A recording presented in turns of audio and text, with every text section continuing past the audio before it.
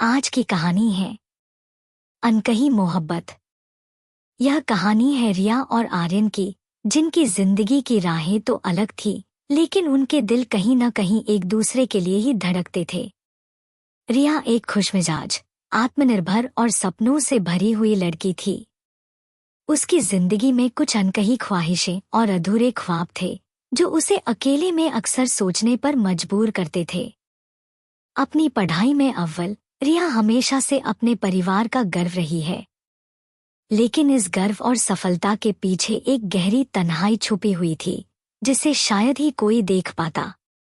दूसरी ओर आर्यन एक साधारण सा लड़का था, जो हमेशा दूसरों की मदद के लिए तैयार रहता था। उसकी सरलता और ईमानदारी ने उसे कॉलेज में सबका प्रिय बना दिया था। अपनी जिंदगी में संघर्षों से गुजरते हुए भी वह हमेशा मुस्कुराता रहता, मानो उसके पास हर दुख का इलाज हो। आर्यन को किताबें पढ़ने और लिखने का बहुत शौक था। उसकी डायरी में अनगिनत कविताएं और विचार भरे थे, जो उसने कभी किसी से साझा नहीं किए। दोनों का कॉलेज एक ही था, लेकिन उनमें बात कभी सीधे सीधे नहीं हुई।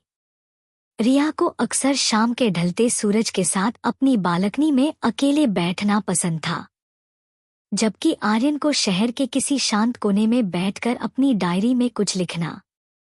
ये दोनों एक दूसरे को दूर से ही देखा करते थे, मानो उनकी नजरों में एक अनकही कहानी बसी हो। रिया और आर्यन के बीच एक अजीब सा आकर्षण था। कॉलेज के कैंपस में अक्सर दोनों की नजरें एक दूसरे से टकरा जातीं। ये नजरों का खेल चलता रहा, लेकिन दोनों के दिलों की आवाज कोई नहीं समझ पाया। वे अनजाने में एक दूसरे की ओर खिंचते चले जा रहे थे, जैसे उनकी जिंदगी में कोई अधूरा ख्वाब पूरा होने की चाह रखता हो। दोनों के दिलों में एक अजीब सी हलचल थी, एक अनकही कहानी जो सिर्फ उनकी नजरें ही बयां कर पाती थी। रिया के लिए पढ़ाई ही उसकी दुनिया थी, और पुस्तकालय उसका पसंदीदा स्थान।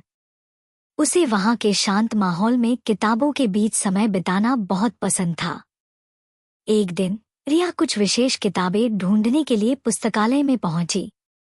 वह किताबों की लंबी शेल्फ के पास खड़ी होकर ध्यान से अपने विषय की किताबें ढूंढ रही थी, तभी अचानक वह किसी से टकरा गई। रिया का ध्यान अचानक बंट गया और उसके हाथ से किताबें गिर पड़ी। उसने झुंझलाकर देखा कि कौन है जिसने उसे इस तरह टकराया। सामने एक लड़का खड़ा था, आर्यन। हल्की मुस्कान के साथ आर्यन ने उसकी तरफ देखते हुए कहा, माफ कीजिए, मेरी गलती थी। आपको चोट तो नहीं लगी? रिया थोड़ी नाराज थी, लेकिन उसकी मुस्कान ने उसे शांत कर दिया। उसने भी हल्की मुस्कान के साथ जवाब दिया, नहीं, कोई बात नहीं। किताबें तो मिल गईं, बस आपसे टकराने का अंदाजा नहीं था।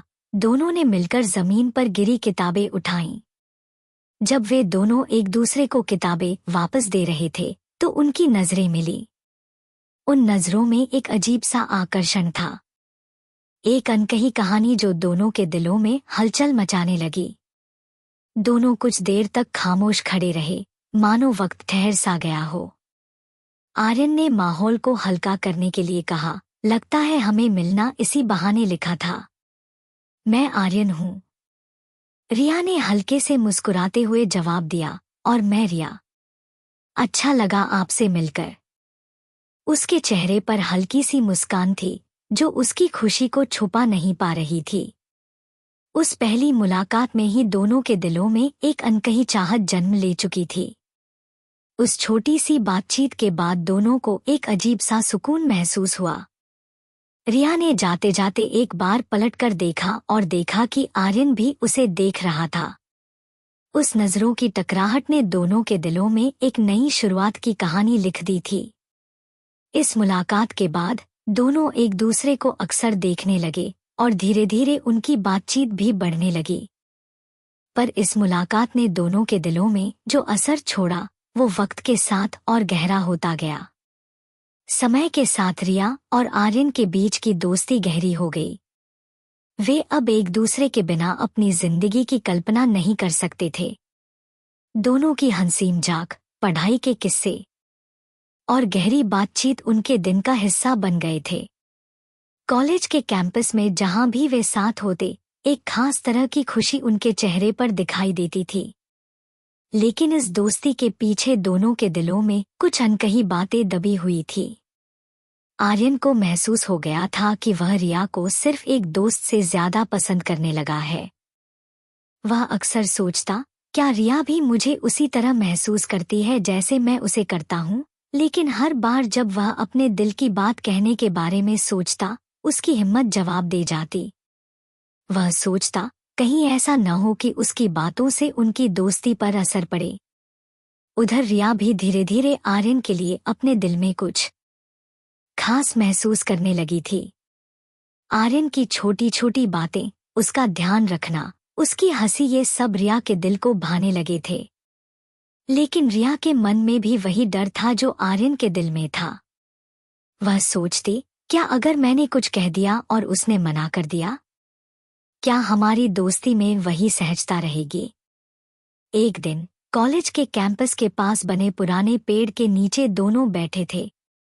हल्की हवा चल रही थी और चारों ओर एक शांत माहौल था। आर्यन ने धीरे से रिया से कहा, रिया, तुमसे एक बात करनी थी। रिया ने मुस्कुराते हुए उसकी ओर देखा और कहा, हाँ, बोलो। आर्यन ने कुछ पल रुककर कहा, तुम्हारे साथ बिताए गए ये पल मेरे लिए बहुत खास हैं। मुझे नहीं पता कि मैं तुम्हें कैसे बताऊं, पर मैं चाहता हूं कि हमारी दोस्ती हमेशा यूं ही बनी रहे। उसके शब्दों में गहराई तो थी, पर साहस की कमी भी थी। वह अपने दिल की पूरी बात कहने की हिम्मत नहीं जुटा पाया। रिया ने महसूस किया कि आर्यन कुछ कहना चाह रहा है, पर उसने भी खुद को रोक लिया। उसने मुस्कुराते हुए कहा, हाँ, मैं भी यही चाहती हूँ। हमारे ये पल हमेशा खास रहेंगे। दोनों के बीच जो खामोशी थी, वह बहुत कुछ कह रही थी। आर्यन का दिल उसे पुकार रहा था और रिया का दिल उस पुकार को सुन भी रहा। कॉलेज का आखिरी दिन आ गया था। चारों ओर एक अजीब सा सन्नाटा पसरा था। दोस्तों के हंसी मजाक के बीच एक छिपी हुई उदासी थी, एक एहसास कि ये दिन शायद फिर कभी लौटकर नहीं आएंगे। रिया और आर्यन दोनों इस बात से अनजान नहीं थे कि आज उनके कॉलेज का आखिरी दिन है, और शायद उनकी अनकही कहानी का भी। रिया ने अपने आप को कॉलेज की यादों में खो दिया। हर उस पल को याद करने लगी जो उसने आर्यन के साथ बिताए थे। लाइब्रेरी में वो पहली मुलाकात, कैंटीन में चाय के कप के साथ हंसी के ठहाके, पढ़ाई के बहाने घंटों एक दूसरे के साथ बिताया समय। हर पल उसके दिल में एक मीठी कसक सी छोड़ गया था। उधर आर्यन के दिल में भी एक तूफान चल रहा था। वह रिया से अपने दिल की बात कहने का सोच रहा था, पर जैसे ही वह उससे कुछ कहने की हिम्मत जुटाता, उसका दिल घबरा जाता। उसे डर था कि उसकी अनकही मोहब्बत अगर सामने आ गई, तो कहीं उनकी दोस्ती भी खो ना जाए।